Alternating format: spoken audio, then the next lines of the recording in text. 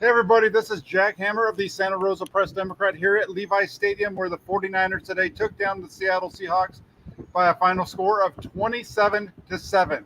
Hope you're all having a good evening here on this Sunday night.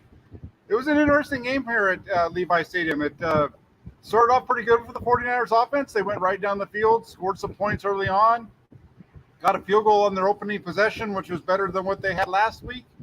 But disaster struck on the second possession of the game for the 49ers. Uh, I don't know what else to say. Trey Lance gone for the season. He injured his right ankle. Looks like he broke his ankle. Is going to have some surgery on that. And it's just a really tough deal for Trey Lance. This is a guy who came into the year, hasn't really played since 2019, right? He played in 2019, led North Dakota State to the NCAA FCS championship. Since that point, he's only played a handful of games. He started one game in 2020, started two games last season as a member of the 49ers, and this was his second start of this year. And this was supposed to be a big learning year for him. And got to feel bad for him. As Bomber T says here in the comment section, feel terrible for Trey, and you had to feel terrible for Trey Lance. This is a kid who, coming into this year, like I said, this was a development year. Great things were expected of him still. And now he's going to be gone for the entire season, and the 49ers are going to find themselves right back where they were at the start of this season, again, when training camp starts in 2023. So, in a lot of ways for the 49ers, the future is now. I know that Trey Lance is supposed to be the future, but at this point, we don't know what he's going to be. He's the injury. You never know how players are going to come back from that. It's extremely difficult, and they know they have Jimmy Garoppolo right now as their quarterback. Good thing the 49ers signed him as back at the end of training camp to a restructured deal. But beyond that, they don't know what they're going to have because Jimmy Garoppolo likely won't be a member of the 49ers next year. Trey Lance is going to be coming off of an injury that's going to take most of this next calendar year to come back from and be strong again. And so we really don't know what this team's going to be like in 2023. So for the 49ers and for you faithful, you need to focus on 2022 and hope that the 49ers can make this thing work, because beyond this year, right now is a big question mark at the most important position on the field. Looking at the game today, just kind of going through it, the 49ers, it's been rough. Today, the injury occurs on 2nd and 8 from the Seahawks 21. Kyle Shanahan calls a zone read where it's the running back on this one's going to be taking it out wide to the right. The quarterback, if he on his read, he's not reading the end on this run. He's reading the defensive tackle on this play. You either give it to the running back or you're running up the middle. He chose to run it, and the linebacker, he got hit by a couple players, and we saw the result. And what's interesting about this is the 49ers ran the same play just 2 plays earlier. Shanahan called the same play. On that play though, Lance gave it to Samuel, who ran around the right side for a gain of 51. After the game in the post-game press conference, Deebo Samuel says, even on that play, Lance should have kept it. That the read wasn't to give the ball to Deebo. The read was to give the ball. Should have been for Lance to keep it and run up the middle on that play. And so, this thing. Here's the thing with this whole situation with Trey Lance and Kyle Shanahan's play calling and the way he utilized them. I don't know why any of us are surprised by it at all. Kyle Shanahan has said, going back to prior to the draft last year, that he wanted a quarterback, or it'd be good to have a quarterback that gives you the ability to play 11-on-11 football. Well, 11-11 football means is that you're matching up your 11 guys versus their 11 guys, with your quarterback being basically being a runner, being an option to run. And that's exactly what he's done. And there's a number of people who are going to point to him, myself included, to an extent, as the reason why Trey Lance is injured. But if you're somebody who was cheering the runs of Lance when Lance would run the ball in the past, or thought that Lance should take off at times and different things like that, you can blame Kyle Shanahan, but you've been cheering exactly what led to the injury today, which was let Trey Lance run the ball around. And whether it's a run up the middle or it's a scramble, quarterbacks are going to get hurt when they run the ball. I've seen mention of how Kyle Shanahan ruined RG3 during his time in Washington. Well, if you remember correctly, Robert Griffin's original injury, when he actually hurt the knee prior to the playoff game, actually occurred against Baltimore in the regular season. And it wasn't on a designed run. It was on a pass in which RG3 scrambled, was running, started to dive for some extra yardage, and got hit. And that's how his knee originally was hurt. And I know that there's other things that went on to it after that, but the original injury to RG3 actually occurred on a pass. So, I don't know. You can blame Kyle Shanahan, I guess. Football's football. It's a violent game. And if you're going to ask your quarterback to play the way that the 49ers have asked Trey Lance to play since he joined them, since they've shown that the way that they were going to use him, they showed the play today that Trey Lance was injured on. They showed that play in the preseason last year against the Raiders here at Levi Stadium, going in that direction. And Raheem Mostert had a really big run around the end on it, if you remember correctly. I'm pretty sure it was the same exact play.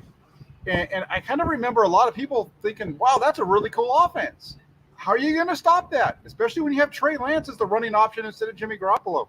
Well, so there's going to be a ton of second guessing on this. Kyle Shanahan definitely deserves some questioning on this. But to say that he's the reason for the injury, the only way that you could guarantee Trey Lance wasn't going to get injured today was if you sat him on the sidelines and bubble wrap. Beyond that, pro football is a violent game. You expect no quarters. The players give none, and stuff like that happens. Feel terrible for Trey Lance. Don't want to ever see a player get injured on the football field. Never want to see a player lost for the season due to an injury. San Francisco has a history of this with their quarterbacks. Jimmy Garoppolo lost for the 2018 season, lost for the 2020 season in week 2. Just like this, except for this time the 49ers are better prepared for it than they were back in 2022 and in 2018. So we'll see how this thing goes for the 49ers. As soon as Lance was carted off the field, here's the thing with football. Lance gets carted off the field, and both teams are kind of, worried about Lance when he's on there, but they take him off the field, and both teams have to start playing football again. And the 49ers were able to do that in large part because they went out and signed themselves an insurance policy right at the end of training camp. Jimmy Garoppolo coming in on a restructured deal. He steps back into the starting lineup, steps in with the starters, and hits his first 4 passes.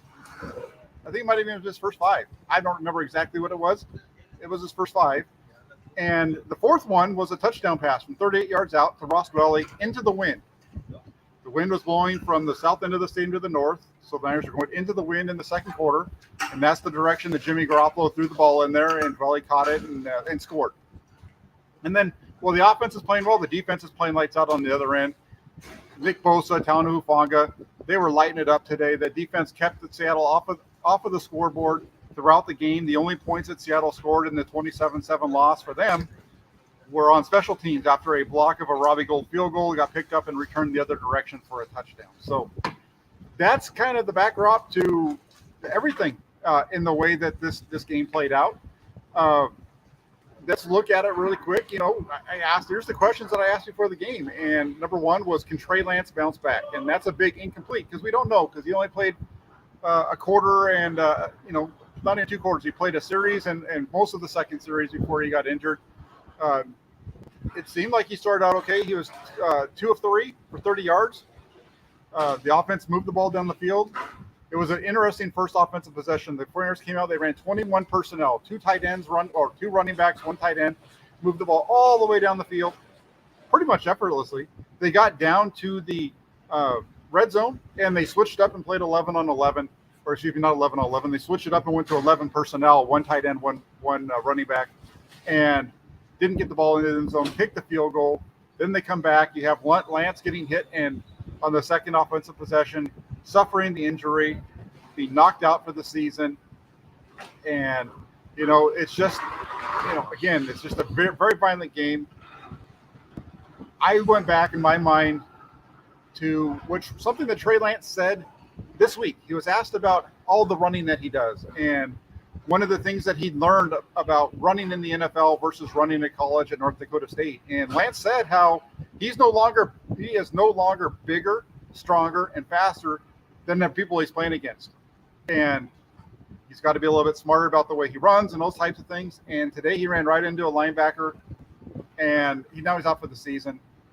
And just caught up with him. This is the second time now in Trey Lance's 12-plus quarters as the starting quarterback for the 49ers where he has suffered a leg injury. His first start in Arizona, injures his knee. Today against in the first quarter against Seattle, breaks his ankle, and is going to be out for the rest of the season. Garoppolo came in, and despite missing all of training camp, mainly working only with the scout team, since he's been signed with the team, the offense didn't miss a beat. Like I said earlier, Garoppolo hit on his first 5 throws, finished the first half, completed 8 of 11 passes for 106 yards and a touchdown, while leading the offense to 14 points. 7 of those coming off of a muffed punt, which gave the 49ers the ball deep in Seattle territory. I believe it was either 21, 22-yard line, somewhere around there. Garoppolo still hit a couple of throws, though, to help get them down to the 1-yard line, and then Kyle Juszczyk bowled his way through to put the 49ers up by 20. Last week in Chicago, the 49ers should have been up 20-0. Early in the second half, after that first possession of the second half, 49ers should have been up 20-0. They weren't because of different mistakes. Today, they didn't make those mistakes. Today, they were up 20-0, and that allowed the defense to just work. And Nick Bosa mentioned that in this post-game news press conference about, getting that big lead and how well they were playing early on. The fact that they only had 1 penalty as a team today, and just how much better they're playing, and the fact that they had a big lead. And last week they didn't. The 49ers defense, they came out, they dominated throughout on Sunday. They held the Seahawks to only 14 first downs total. They only had 9, I believe, before the final possession.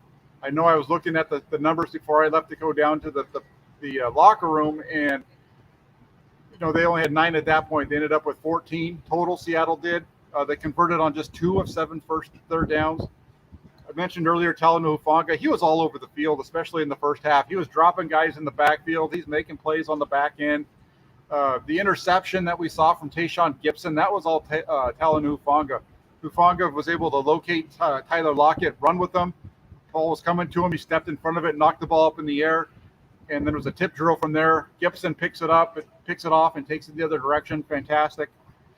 The other free agent acquisition, Charvarius Ward, he wasn't going to let Gibson and Hufanga have all the fun. He stepped in and was able to stop Seattle's one long scoring drive. They got down into the red zone, and he picked off running back Kenneth Walker in the end zone.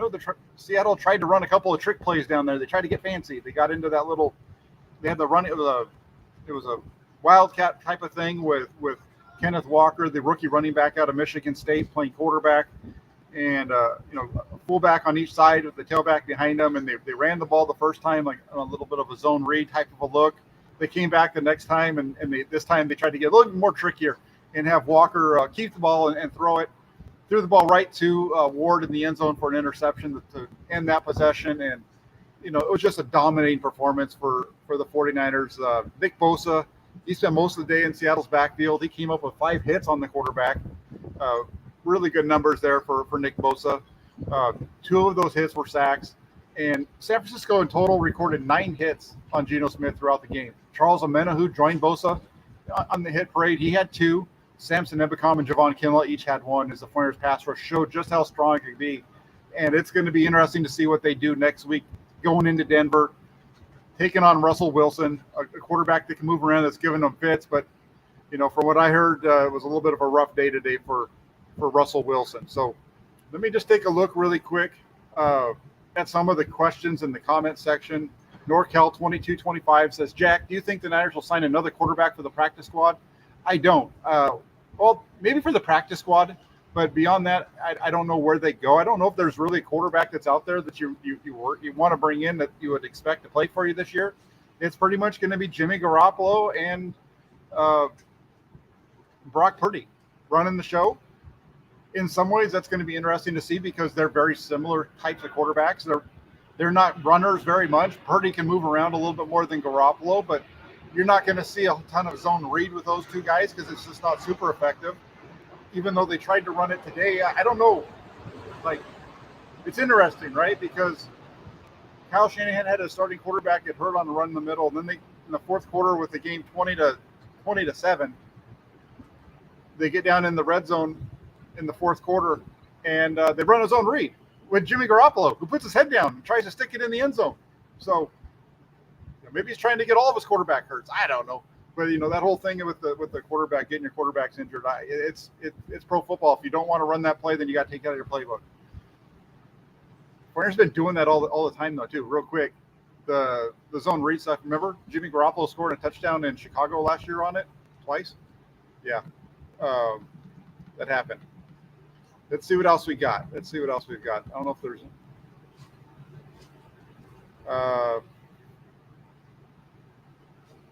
I agree with this one a little bit too. I agree with James on this one. Kyle saying Buffalo runs QB power. Josh Allen has 40 pens on Lance. I agree with that one. I think that there's a lot of people who want to talk about Josh Allen and Trey Lance being similar, like with the development of Lance. That was like one of the big talking points this week. They're not. Josh Allen is much bigger than Trey Lance, and that's an interesting one. They're much bigger, much different quarterbacks with what they can and can't do. Like I said already, I hit Blind Tom on the RG3 x2. Again, really quick on that one. RG3's original injury in Washington came on a scramble, not on a designed run. So I don't think that we can say that this is RG3 x2. Love you, Blind Tom. You remember the toolbox? That's why you got the $ next to your name. I'm just saying this isn't an RG3 x2 situation. This is different in that it wasn't a designed run. Both of RG3's injuries in 2012 were playing quarterback. One was a scramble, one was dropping back. Maybe he should have been on the field, period. That would have been, I think, the better call for him at that point with the way that the field was. It's going to be an interesting development. Greg asks, Jack, do you understand why fans are mad at Kyle? Fans are mad at Kyle because the quarterback that they all want is hurt. And there's a group of people that are fans and media members who have been pushing for Trey Lance to be the guy. They don't want to watch Jimmy Garoppolo play. They don't really give a crap about the fact that the 49ers have won games when Jimmy Garoppolo's played. They'll tell you it's everybody else. Maybe, but for whatever reason, they win. And as far as being mad about it, I'm not mad at Kyle Shanahan for the play call. I'm upset for Trey Lance because that's an awful injury to have. I've never suffered a broken bone in my life. I can only imagine what it must feel like. And watching the replay, couldn't see it on the stadium here. I saw it around halftime. I was able to locate it on Twitter and see it on my computer. That was nasty, and I just really feel bad for Trey Lance. I feel bad for him. His future is in jeopardy. We don't know what he's going to become any more today than we knew earlier this week when I wrote the article saying as much. And I just really feel for him because for all intents and purposes, this guy is a great kid, very smart. And to have his career in front of him and now in jeopardy, I feel bad for him. And I can't really say much more than that. And am I mad at Kyle Shanahan? I mean, Kyle Shanahan, like I said earlier, Kyle Shanahan had told me, told everybody that will listen, I want to play 11-on-11 football. I want a quarterback that can move with his feet. I want a quarterback that can take advantage. I can scheme and take advantage of the defense because of his abilities to move the ball with his feet. We all knew that this was what he was going to do. So why are we mad at him? Why are we mad at him for doing exactly what he told us he was going to do prior to drafting Trey Lance? Or why would he'd want to draft a guy like Trey Lance? I understand that it's a bad injury. if you're mad at him right now, you should have been sounding the alarms for this back at the draft before he even showed up, meaning Trey Lance. That's my opinion on it. And Green Glass Full makes a good point. Next year, the Flyers won't have a quarterback or any draft picks. Well, I mean, they're going to have. You would hope that Trey Lance is healthy in time for training camp and offseason next year. I don't know how bad the injury is. We're going to find out. But it's a tough situation, and you're right. They don't have the draft picks to go out and pick one up. So they're right back in the same situation. I kind of mentioned that a little bit earlier. Let's see. And Greg, I get it. You're upset because of Trey Lance. Trey Lance is getting injured, but I mean, in terms of the folks that are, I'm seeing a lot of people being upset because of the play call. So that's where I'm going with it. But yes, I agree with you, Greg. I would understand being upset by it because of an injury like that to Lance.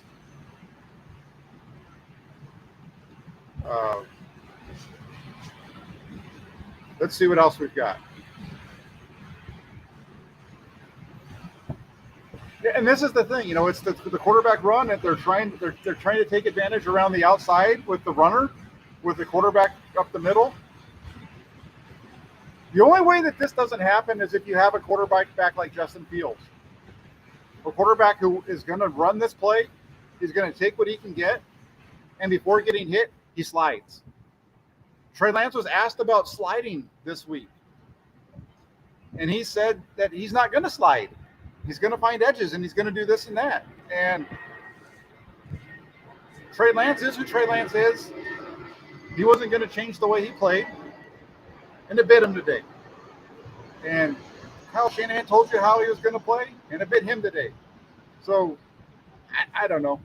There's so many different layers to this that it's very similar to Chicago's loss last week, right? Where I said you can't blame Trey Lance for the loss. You can't blame the defense. You can't blame Shanahan as far as the play calling. It's very similar. You can blame whoever you want if it makes you feel better, but the reality is players get hurt in football, and the only way Trey Lance isn't going to get hurt is if you don't put him on the field to begin with, or you teach him how to slide, which he's already told you he didn't want to do. Number 4 for today, I had as how will the running back room shake out, and that was pretty easy to see. Jeff Wilson Jr., Ty Davis-Price, and then Deebo Samuel. I know he's a wide receiver, but there's your running back room. Jordan Mason didn't get on the field today. Jeff Wilson Jr. started, led the Flyers with 18 carries for 84 yards, had several strong runs that looked way better than he did last week in Chicago. Ty Davis-Price was out there. He was the next up. He had some really strong runs early on, including a 20-yard burst that put the Flyers in the red zone on their opening possession of the game. I think that strong opening by Davis-Price is why we didn't see Jordan Mason come onto the field and play at all, because Deebo Samuel is your third back. And he didn't run the ball very much today, Deebo Samuel. It was a mixed bag for him. He had the one explosive, a couple of plays before Lance got injured with the 51-yard gain. But he carried the ball 3 times after that and was able to only gain 2 yards. So Seattle did a really good job on him, other than the one play. But in football, that's all it takes, because that one play got the Flyers in the field goal position, and they kicked the field goal, went up 6-0 shortly thereafter. So I think that's what we're going to see this running back room play out. It's going to be Wilson Jr., Davis-Price, Deebo Samuel. If Davis-Price doesn't play well, then it's going to be Jordan Mason. I thought Davis-Price had some nice runs, and then the offense struggled a little bit when he was on there. After that, he had one run that picked up 20, and he had 13 other carries that picked up 13 yards. So, it was a very much of a mixed bag for Davis-Price today, but he's getting his feet wet. We'll see what happens moving forward. And then last but not least, the 5th thing that I asked earlier today was, can the offensive line protect Trey Lance? The answer to that is yes, from a pass protection standpoint. That's what I was getting at. The Seahawks defense, they chased Russell Wilson all over the field on Monday night, and they were held in check by the Flyers offensive line. The guys up front protected Lance and Garoppolo throughout with solid pass protection. Seattle only was able to record 1 sack on the game and 4 hits on Flyers quarterbacks. Flyers didn't drop back all that often. They had 24 pass attempts today. But only 4 hits on those quarterbacks in those attempts. So the offensive line that was maligned last week, playing against a defense, I think that from a rush standpoint is probably better than the Bears, had a pretty good output today for the 49ers. So all in all, it's one of those situations, and all blind time, you better knock on wood. I don't even know if I want to bring that one up because that's a bad sign. You can't be talking about injuries. We talked about there's one of the things I did not talk about Trey Lance purposely. I kept saying, Jimmy Garoppolo would only play if he had to. The underlying had to was because of an injury. So Blind Tom, got to knock it off with that Debo stuff because that would be really bad. I like you though. That's why you're one of my guys. That's why you're a member of the toolbox. You're a good smart guy. I don't want to talk about that because that's I don't want to. You got to knock on wood for sure. We got Harold Murillo joining the show. He says, "Hello, Jack. Hey, how you doing, Harold? Good to have you on board." Again, the 49ers did what they had. It wasn't pretty. It came with some bad news, about as bad as you could get when Trey Lance lost for the season with a broken right ankle early on the 49ers' second possession of the ball game. Lance going to miss the rest of the year now as a result. We'll see what happens to the 49ers from here on out. Jimmy Garoppolo is the starting quarterback moving forward for this team, and some fans are going to be happy about it. Some aren't. It's going to be a real. Once the shock of the Trey Lance injury wears off, it's going to be really interesting to watch how the 49er fan base handles things moving forward. We're going to find out a lot about this team. We had talked prior to the season. I put them down for a record of 13-4. My assumption was that they would start off the year 6-0, and that would lead to a 13-4 record. I said if they didn't start off 13-4, my next guess would be 11-6, and that'd be based off of a 4-2 start. So they're right in that ballpark. And so to Greg's question, moving on, what do you think the 49ers record will be? I'm going to say 11-6 to 12-5. I think this is still a very good football team. Jimmy Garoppolo, we know what he can do. The formula for the 49ers doesn't change. It's run the football, play defense, make a few throws here and there, and you win the game. So there's just nothing at all that changes about it other than the fact that you have a different quarterback who's not going to run around as much, or if at all. So we'll find out how that plays out. But that's my record prediction, Greg, is somewhere in the 11 to 12 win rate. I still feel very strongly that this team is loaded and is on course for a strong season. Flav says, thank you for the super chat, Flav. He says a major reason Trey had to run was because he is limited as a passer. If you're going to be mad at Kyle, it should be for playing the kid before he was ready. I don't know. I've seen some folks on Twitter that are well respected by the 49ers content creator community who have mentioned, a big part of Trey Lance playing is that he was going to have to be used as a runner at times. Do I think that he wasn't ready? I think he was as ready as you're going to ever be. That is one thing that Mike Martz said that I agree on. I think Steve Young said it too. You've been in the system for a year.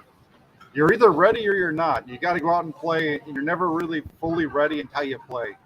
So that's the worst part about this whole thing is that Lance was in for a big development year. We thought it was going to be rough early going, but then once he got through the initial problems, he'd be able to pick it up, and now we're not going to see that. Blind Tom, thank you very much for the super chat. He says, won't wish that at all, but Kyle tone deaf on his treatment of his stars. Rock on, Jack. Blind Tom, thank you very much for the super chat. I really appreciate that.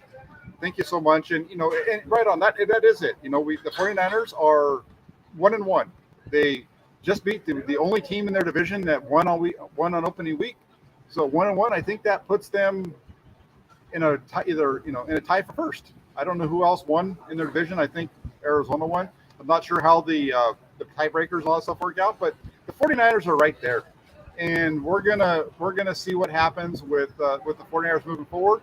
but they are 1-1, and going into Denver Sunday night, it's a chance to go to 2-1. So I'm going to head out for the night. I'll be back tomorrow with Rob Shue for the Hammerhead Show. Thank you all for joining. Take care. Thanks to everybody in the comment section. Thanks to all of you watching live. If you can, before you head out tonight, hit that like button, hit that subscribe button, and then also get yourselves over to 49ers.pressdemocrat.com. A few articles going up every day. So thank you all so much. Have a great rest of your Sunday night. I'll be talking to you all soon. Take care, everybody.